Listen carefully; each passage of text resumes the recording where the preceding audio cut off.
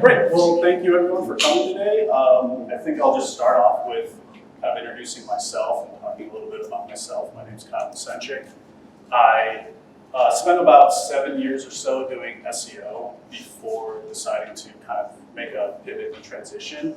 I ended up going to the Turing School here in Denver, got my ass kicked, made it out alive, and ended up getting a job, but mainly focused on front-end engineering.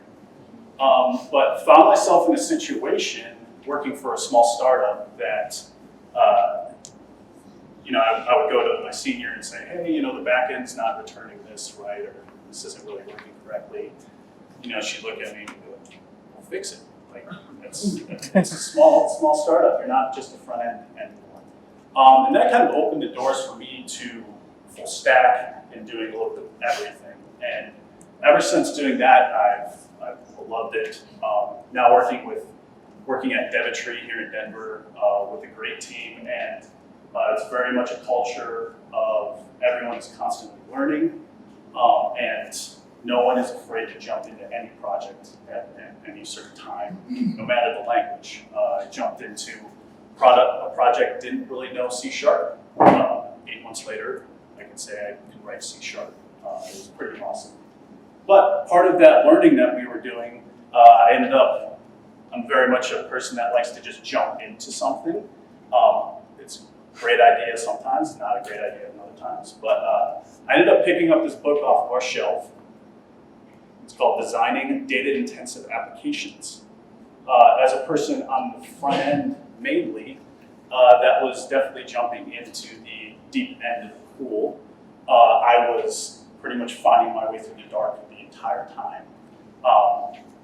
But the one thing I noticed as the book went along is that certain problems would be like set up.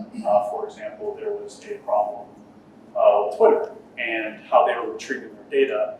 It was essentially a scenario where they had architected things in such a way that the average user could get on and almost instantaneously grab the information that they needed to show to the user.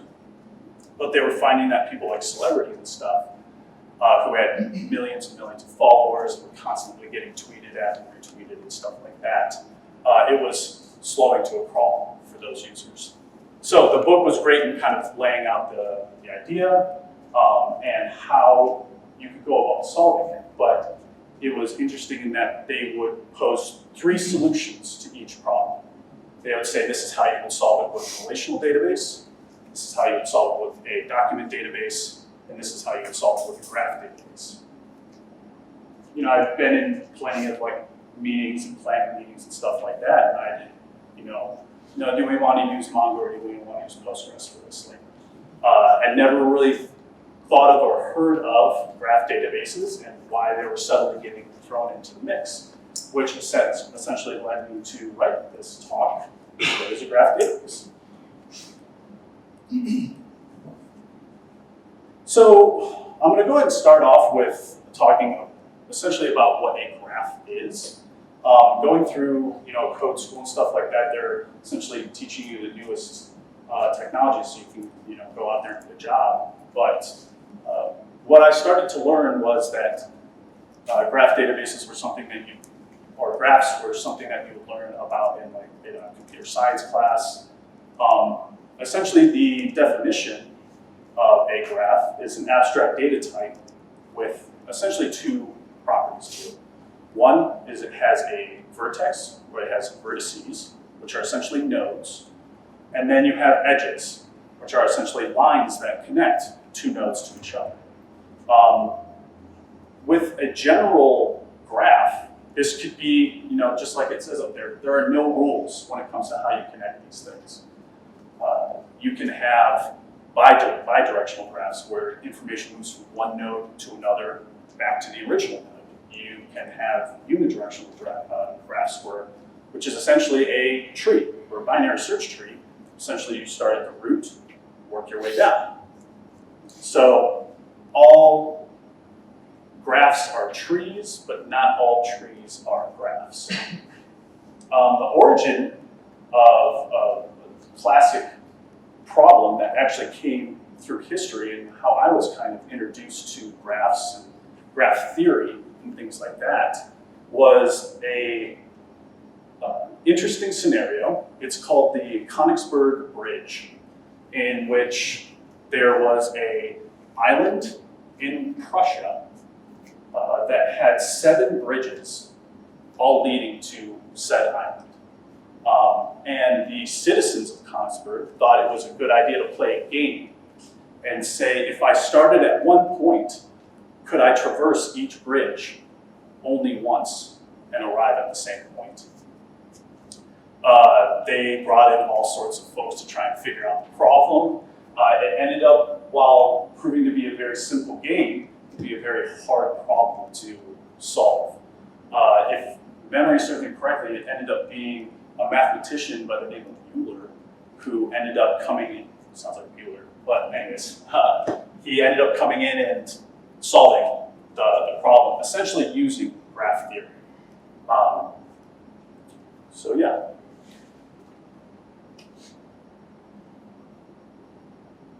So the graphs are great for kind of addressing certain problems and certain scenarios that you can usually come up against. But just at a very basic level, Graph Database is an online data management system that can do normal CRUD operations, create, read, update, delete, but works on a graph data model at the base.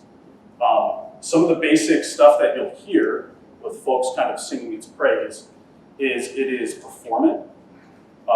Insofar as a graph database will first and foremost consider the relationships between your data to be as important, if not more important, than the data itself.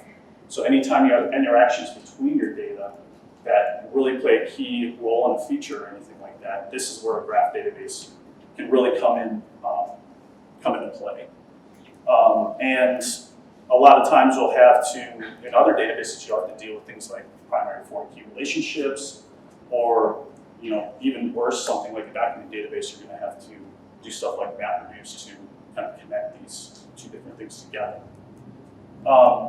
Another great part about a graph database is it's flexible. Because you are first and foremost taking into account the relationship between your data, that means when you end up having to change relationships, it is not as hard as it is in other databases.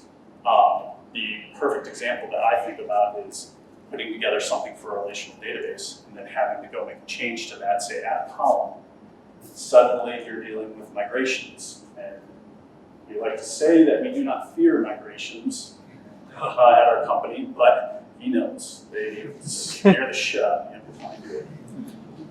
And then finally, just along that line is like agile and being able to change with business requirements and stuff like that definitely leads to some of the benefits that come with the graph database.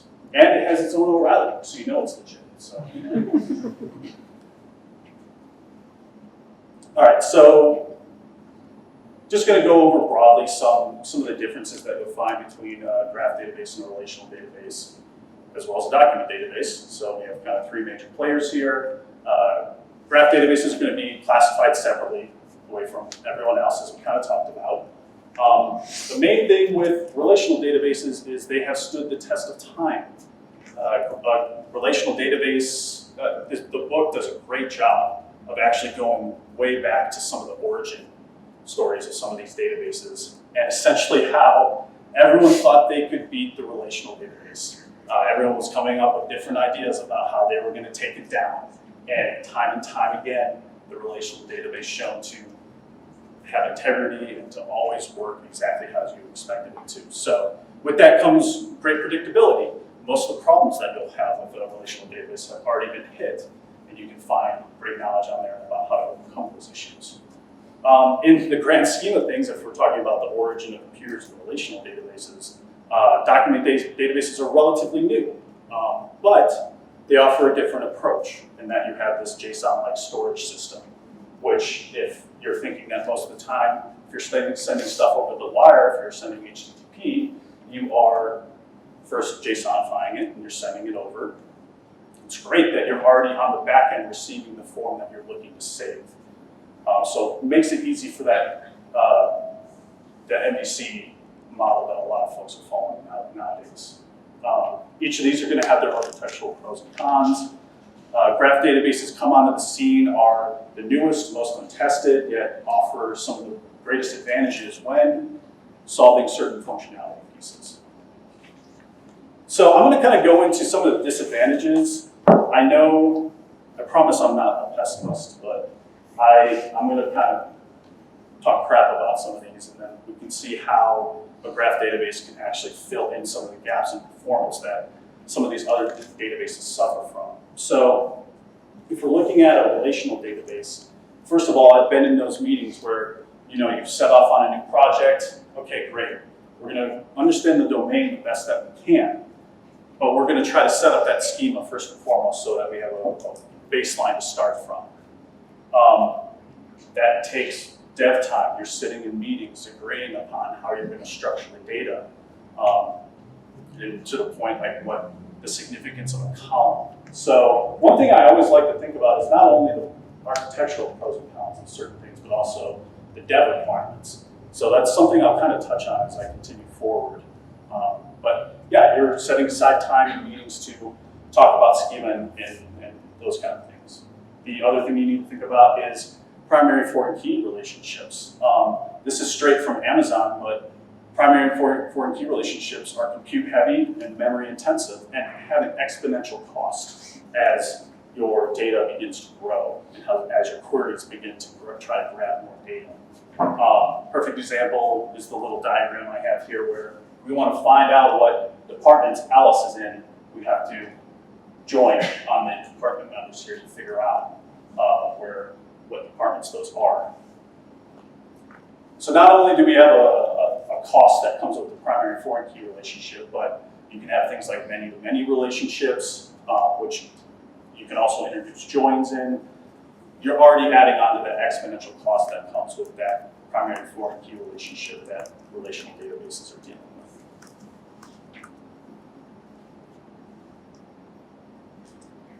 Let's talk a little bit about the disadvantages of document databases. Like I said, they're still rather new. More often than not, you can find yourself in unexplored territory and having to find your way out of it. There is limited support for joins, although I believe Mongo and NoSQL do have join-like operations that you can use, but these have been shown to be up to 3 times as expensive as those same operations are within a regular relational database. And are limited to certain types of queries that you can run, insofar as you can run a query, a filter, and a group, and that's about it. Data is denormalized, so say you have like a document database that's storing products. If you want to change one product name, you have to go across your entire store and make sure that you're updating it in every case, or else you might miss something. Does not have built-in data integrity, insofar as with a relational database like SQL or something, you are going to define every column, and every column will have a type. This is going to be an int, this is going to be a char, all that kind of stuff. You don't get that with a document database. And you can do things to enforce this. We've used document databases in the past, and what we end up doing is using JSON schema to essentially ourselves enforce that data integrity. Which again, in the case of a relational database, you are kind of front-loading that you have to spend time to figure out a schema and understand the domain before you start moving forward. In this case, you are paying that cost here as far as like you are having to build in the data integrity. And then finally, it has limited indexing, which if you're familiar with a relational database and the indexing there is essentially you're saying, I only care about these things. I'm going to create like a tiny lookup table so that anytime we do these type of queries, boom, it doesn't have to go through everything. It's just grabbing from the index and can be very quick there. I also want to note, as far as the limited indexing goes, that so Mongo supports indexes here, but from what I've read, you can often find yourself in a place of de-optimization, where if you don't set them up correctly, such as like you're missing an index key or not having the right index, it can be costly, so you're actually losing out on the performance front. And additionally, if you create too many indexes, you're essentially back at the situation that you started off with. If you create too few, you're not really getting the gains from it. So what are the use cases for a graph database then? Reiterated again, but graph databases should only be used when the interactions between your data are as important or more important than the data itself. The use cases today for most graph databases are going to come along the lines of making recommendations. So if you're looking at something like Amazon, that's going to kind of figure out as a customer, you bought this type of product. Well, we would like to recommend to you, here are some other products that you can also like. Classic example, you buy a toilet seat, suddenly all you want to buy are toilet seats. And it's a great algorithm that I know Amazon is definitely working with. But recommendations, AIM, so identity and access management. If you think about that, you have, say, a user that has a role and has certain permissions. It makes sense that those relationships are actually more important. It's not so important who the user is, it's that they have set role, and those roles have set permissions that are important there. And then finally, algorithmically analyzing data is another key part here. I have gone through some tutorials as far as getting the graph database set it up, and start querying against it. The interesting thing there is I pretty quickly found myself actually writing algorithmic queries right out of the gate. I was shocked at how easy it was. And yeah, it seems that graph databases are set up to handle those kind of situations. Now, seems like a bit overkill for most of your usual scenarios. I personally haven't set something up on a project and just said, instead of using a relational database, we use a graph database. I haven't done that. It seems from what I've heard and what I have seen as well is that the simple fact that you are having to put that much thought into the relationships themselves there is an upfront cost there with a graph database as well. So can you get away with a relational database, document database? Do that. If you are falling into one of these scenarios, you could explore it as a solution. Now, I just kind of put up a list of companies I was kind of surprised are using graph databases today. And it goes without saying that there's folks like Amazon, Google, Facebook, Instagram, stuff like that are also using these types of databases and algorithms to kind of feed you content and stuff like that.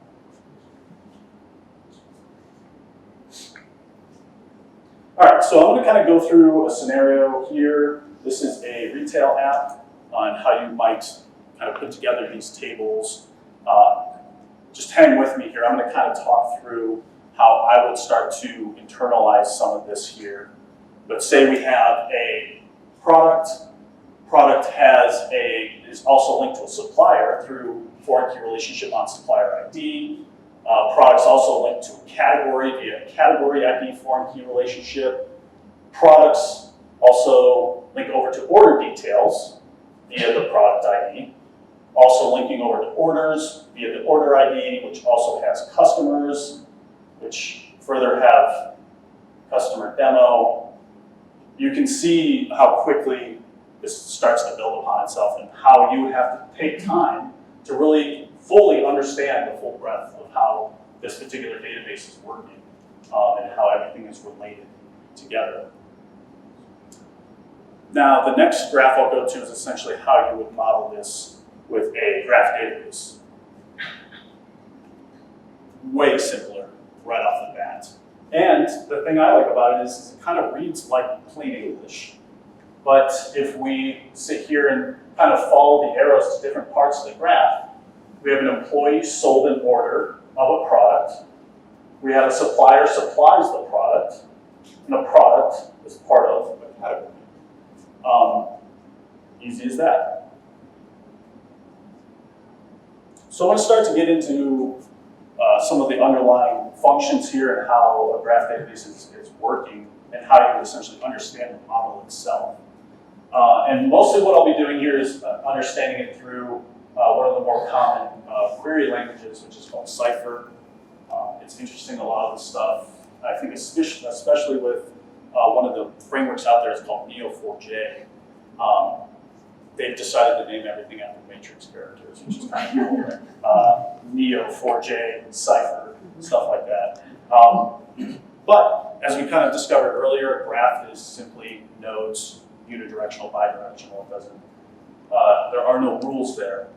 But if we're going to look at how you are connecting these two things together with Cypher in particular, you have A, and the relationship can be as simple as the simple arrow. In this case, we don't really need the likes here, but there are certain terms that you can add in there and they'll behave a little differently when you end up running the queries against this. But just the parens to denote the node here for A, you have the arrow and the relationship likes in B. It's as simple as that.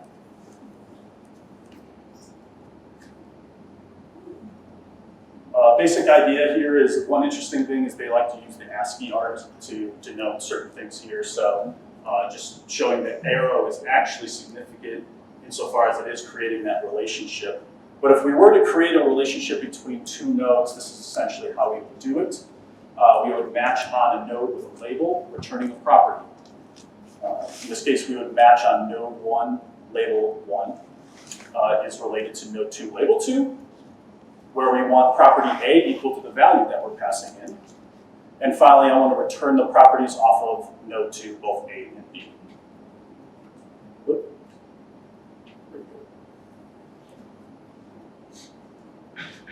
The other thing in general I like is it seems to, you can also model domain nicely here in that you can have a node named person.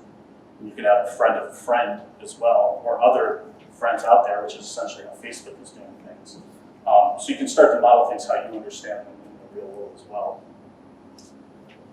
And then how you would create a relationship is the key part there, as I've highlighted, is the arrow there. And you can actually insert certain pieces of data within the arrow itself to actually filter things as it moves from one node to another. A perfect example is, so one thing I really loved about working with Neo4j is they have a tutorial where it essentially sets up a document database for you. It hits the movie database and brings in things like users, movies, genres, folks rating certain movies and things like that. And you can essentially start to query right away against it. But the interesting I ended up using there is I inserted this since 2010 right here. And inherently, anything that was passing between those two nodes would all already be filtered and only give me movies that were after 2010. But as far as setting up the relationship itself, you're matching on the two nodes. In this case, for since 2010, you can essentially achieve the same thing by saying where property is greater than value, I want to return the property, and in this case, the type as well.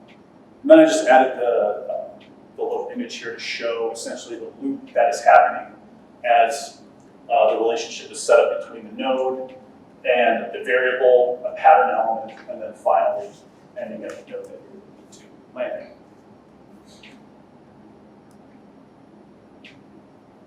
So some basic patterns that you'll see in Cypher that are often very useful.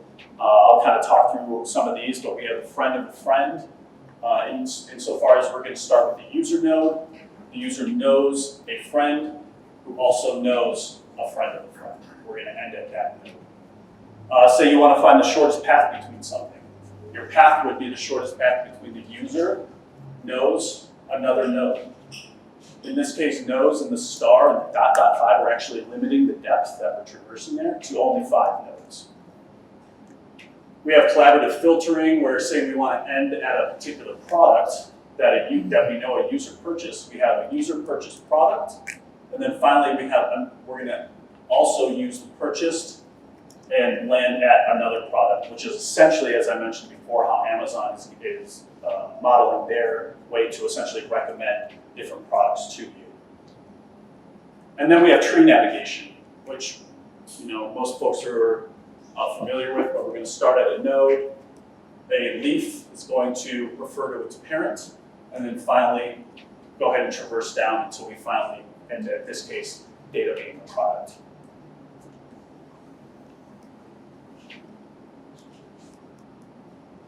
So one thing I'm going to start to go through here next is want to show how simple it is. If you already know something like SQL, it really isn't that hard to get into and start writing your own graph database queries. And I'm going to go through some of the cases here and kind of just show you those cases.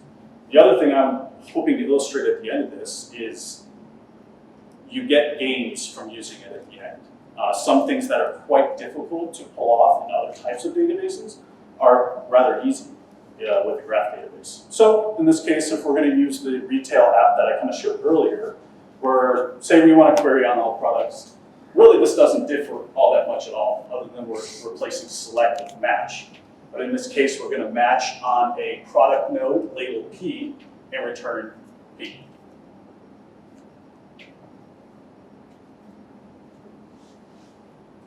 In this case, we're just going to look at some simple like ordering and paging. Say we want the product name and unit price of products. We want it in descending order, limited to 10. Again, really not that different from what you would get with a graph database where we're matching on the product node, returning the product name and unit price, order by, price descending to 10.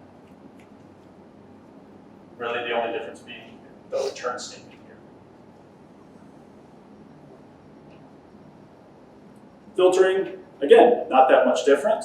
It becomes a little bit more succinct in that you can actually filter in line.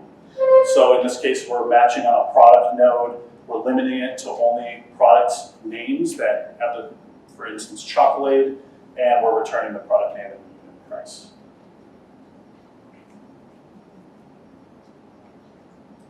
Here's where things get a little different. In this case, we want to do an outer join between multiple tables. In this case, you can see the SQL statement is rather long and can take some time to understand. So, you know, we're looking, I think at the end here, we're looking to return a list of volumes in descending order. But in order to do that, we're going to have the left outer join on orders, left order join on order details, order join on products. We're making a bunch of jumps here between tables. And the interesting thing is that becomes way more succinct with a Cypher statement or a graph database in this case, in that optional match is essentially going to take care of our relationship of joining those tables. In that I'm going to read this, I like to follow the order of the arrow, but in this case, we're going to take a customer purchased an order of a product and return that product node. It's essentially the same as going from a customer joining on all these different things and then eventually getting access to a product where we can run something like a sum on the unit price times the quantity and end with a volume. Easier to understand, more succinct. You can see why I'm kind of starting to become a fan of this kind of stuff. So I was getting some help in also showing how tree traversal can be rather difficult with, say, a relational database. This query, I promise you, I understand what this is doing. I have spent so much time talking with people exactly what this is doing. As far as with recursive is going to continually call, we're going to have essentially an empty table, dairy categories, which we are going to fill as it recursively calls itself. And the union is going to bring together those two select statements as if they're one.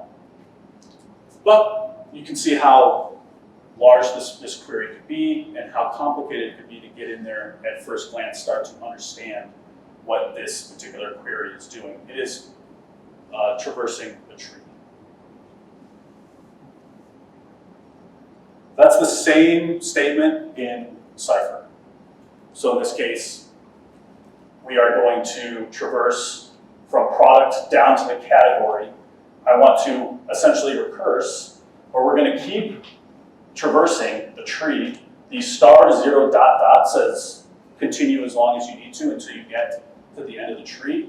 And then we want to return a product category node, and we're going to filter right there, so we're only dealing with dairy products. Great, we've traversed the tree, we found all the categories we came to. Let's just return the name of those products here. So it's great that Cypher can just really express the depth of the tree and the appropriate relationship in variable depth really doesn't become a problem at that point.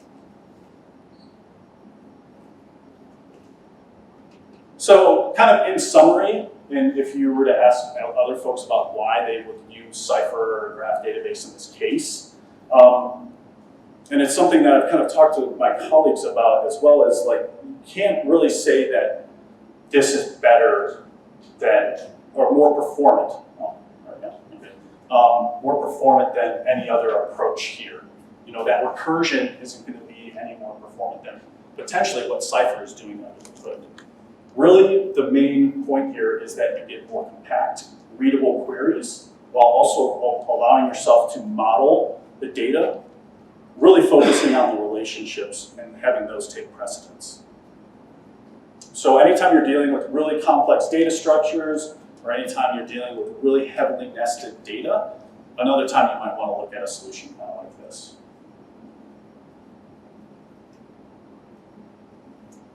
So I initially gave this talk, and I kind of did it as a code along, which is fun.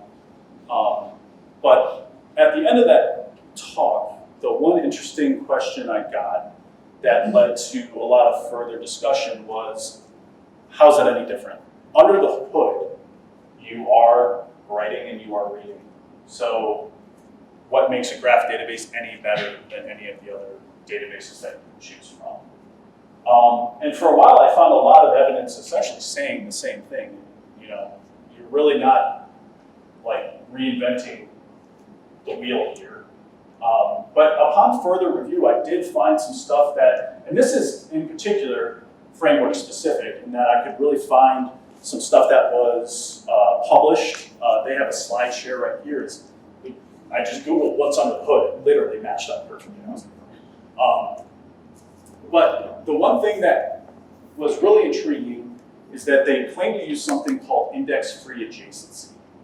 Whereas most relational databases, when they write to the disk, they will keep a table close. They will keep the data associated with a particular table close. But it doesn't really take into account if you're doing joins. So the data that you might need to access on another table that's a few jumps away, that really isn't considered when it's writing to disk. What the graph model allows you to do is those nodes know what is important to it. So you have a sense of locality that gets written to disk when that data is being stored. And then, I know this might be small, but really what this says is that at read time, you get gains insofar as the data and the relationships are able to leverage something called pointer chasing. And what this results in is, as we kind of talked about earlier, one of the downsides of using a relational or document database is that as your data grows and as your queries become more complex, relational databases have an exponential cost, where graph databases do not. And that's how they kind of coined the term here, minutes to milliseconds. Now, I know it's kind of on your mind here, like, are you endorsing? No, I am not endorsing Neo4j. I have found that they do a great job inviting beginners in and kind of cultivating an idea of like, we know we're new, we know that this is kind of a new way to think about how you might be engineering your data and your architecture and stuff like that. But at the end of the day, there are a shitload of other competitors that are all in this space. Some of them have been around for a while. A few ones to note here, Hadoop, which I know has been, I've heard in a lot of discussions regarding kind of heavy data analysis. The IBM Graph has been around for a while and is also like a comparable service there. The Apache S2 Graph, the Tinker Graph as well. And I'll kind of talk a little bit about Apache's approach to this, and they call it Tinker Pop, which I know is like interesting name. But in any case, if you are looking for a solution, there are plenty of choices out there. So, you have a graph database. I've kind of been going through this entire talk talking about Cypher, which has been invented by the folks at Neo4j. They found that if they model things like SQL, a lot of folks have been a lot more open to kind of making the jump over to a graph database. So their kind of tagline there is, if you're familiar with SQL, you'll feel right at home. The folks at W3C also decided to take a stab at this. SparkQL, I'm not sure what that pronunciation is there, but in any case, it's SQLite. They just use a ton of question marks. So I don't know what's going on there. I haven't really dug too much into it though, so I can't speak too much to it. And then everyone's favorite. I was actually really intrigued to find that you could use GraphQL as your query language for your graph database. But again, created by the folks at Facebook, great for saying like, hey, the front end only needs these properties. Let's hit the back end. Back end will only give me back what I want, rather than kind of the traditional is like, well, I'll hit the endpoint, I'll grab a crap load of stuff. From there, I'll have the back end start filtering stuff out as I move through it.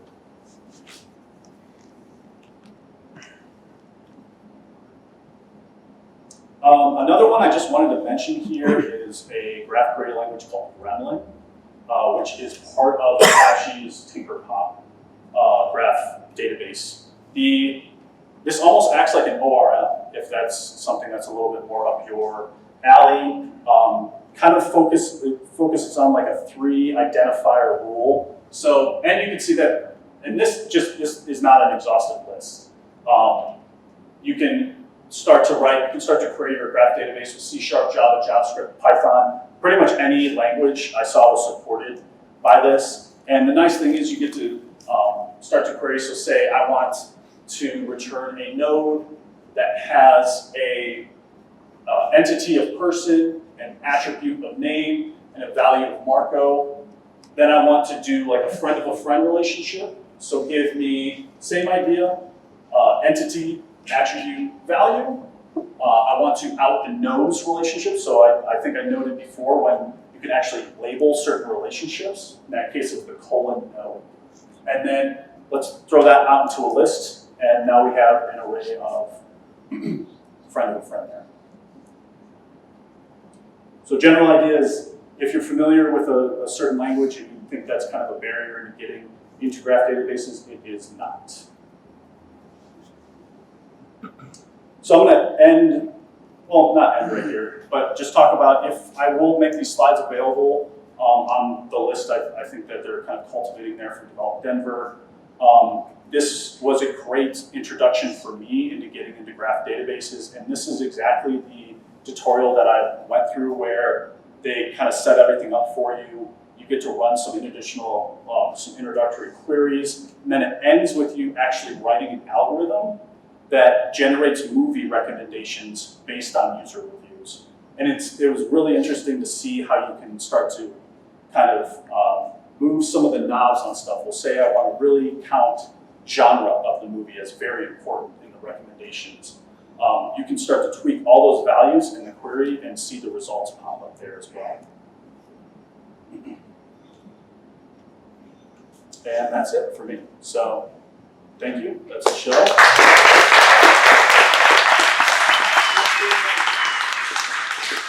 On GitHub, I'm also on Slack. I should have put my Slack on here. I'll add that and then get it onto the list. And then I'm not on Twitter very much, but I'm sure I'll get the notifications. Hit me up and let me know what's up. So thank you.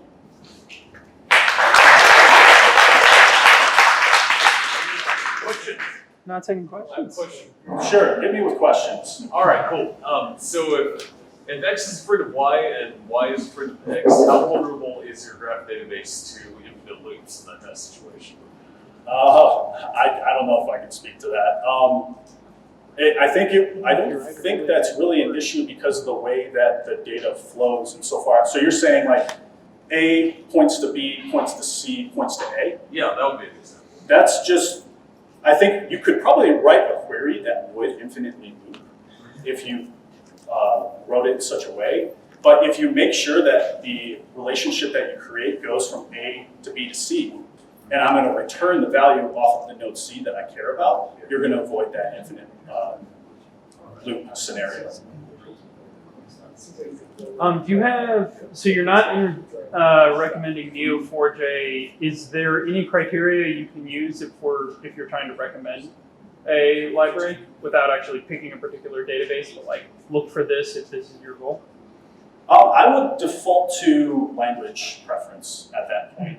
I can't really speak to like, well, if you use Python in this particular instance, you're really going to get like better data. My experience so far has just been whatever you are familiar with. I was more familiar with SQL, which let me easily access Cypher. So I would take into account what you're looking to accomplish, what those different frameworks offer, and then what query language that you prefer would match up with that. I want to get back to Jeff Goldman real quick. Okay. Question? So you were talking about how the database was doing something at create to sort of create the efficiencies of querying. Yep. So my first thought was as that data changes over time and people unfriend each other, is it reshuffling things to try and maintain that efficiency, or do you see efficiency sort of going away over time as those create time efficiency? I mean, the main thing is changing relationships does not affect efficiency, which is the idea of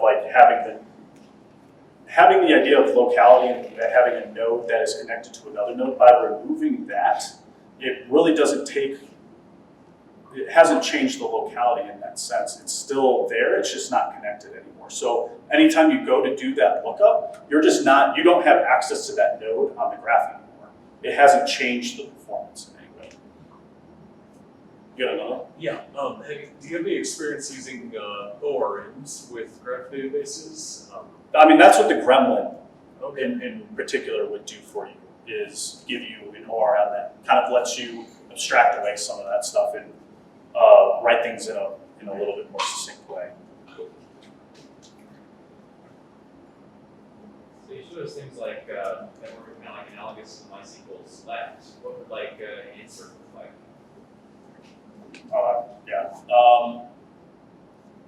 So as far as I know, you're going to, that's setting up that match.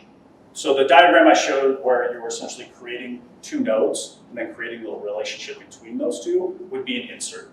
So a node, and the other interesting thing I found is if you are familiar with both relational and document databases, you'll actually, I feel like they kind of wrote this wanting to pick the good things out of each. Because when I dive into a node in Neo4j, it essentially looks like a JSON, a piece of JSON.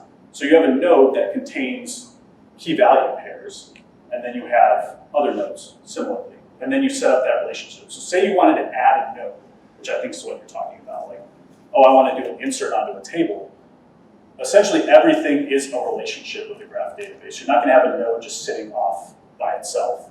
So if you are doing an insert, in that case, I would say you are creating a relationship where you are saying, I want node A, ASCII arrow, node B, you now have a new node and a relationship to it. So to kind of follow on from that, if I'm kind of following what you're saying, you're matching something together, that's essentially doing an insert operation because you're adding a relationship, right? Yep. So if you were to, for instance, update a relationship that would work in something, are you effectively then doing a delete in that sense? Or are there these orphan data things that can stick around or get cleaned up, or how does that work on that? I haven't actually gone through that particular process myself. My thought would be that you wouldn't want it still on the disk in that case. Right. So you would actually want to remove, if you are removing a relationship that does not have other things pointing to it, you would want to do an actual delete on that very thing. So for an actual node, can you do DB level constraints like you would in a SQL database, someone's name field is required, stuff like that? Yeah, you can absolutely do that. the one interesting thing that kind of brings up now is the one thing you get with relational databases is kind of like the type safety, and this column is only going to contain certain characters. If I'm thinking about a node as almost a JSON-like object, I'm not sure how that's actually, I'll have to like research that, add that into the talk just in case that comes up. But yeah, as far as I know, you can add certain fields onto a node to be required before you create essentially a node for, say, a person. Another one. You talked a lot about some of the problems you might have with like a document or a relational database, and, and how a graph database might be better at that. Is there any examples of the reverse? I haven't seen like hard evidence of if you're trying to do X with these, do it with a relational database instead. My understanding is anything that a graph database can do, or anything that those can do, graph database can do as well. I look at it as like the cost, the setup cost that we were talking about. So schematizing things, the upfront cost for setting up a graph database, I think would be even considerably more. Because you not only have to think about the shape of your data, but you're actually really dedicating time to how those things are going to relate to each other. So I would say that that's actually a disadvantage for graph, and that like you're going to have to pay that heavier upfront cost.